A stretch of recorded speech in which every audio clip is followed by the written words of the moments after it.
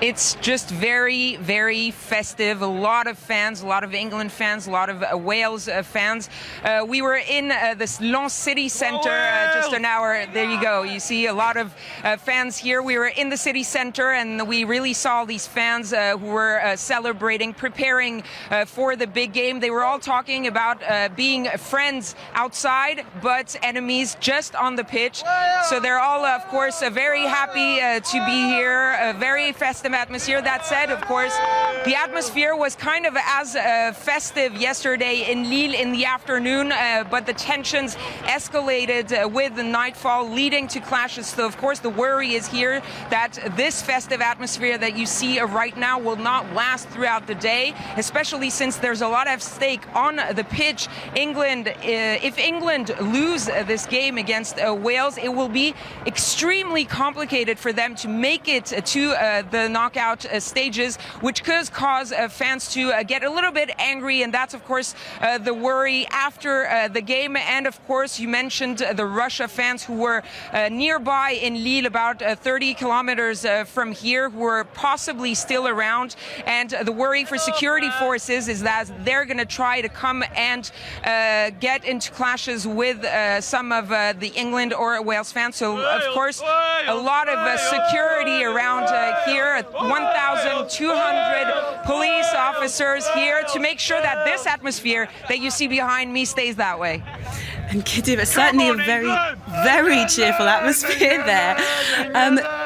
We've only been seeing, I don't know if you can still hear me, Kéthévane, I'm going to keep talking to you, but we've been seeing... Yes, I can. Fantastic. We've been seeing violence in some particular games and not in others. Why has there been some which are the groups of people, whose country's fans should we be looking out for in these high-risk areas?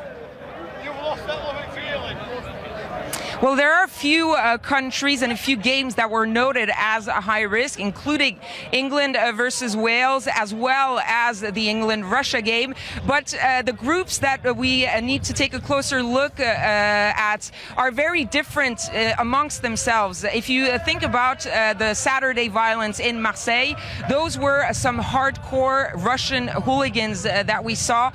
The French authorities talked about 150 highly trained men that came just to fight. They didn't come here for the game. They came to fight, and they were ready, and they were not drinking at all. They were here to fight England fans. The difference with England and what we saw yesterday was more of supporters very drunk because a lot of alcohol was flowing, and it kind of got out of hand because of nightfall, because of group, and because of the alcohol. And most of the violence was more of clashes between security forces trying to get things under control and the England fans. So very different situations depending on which groups we're looking at.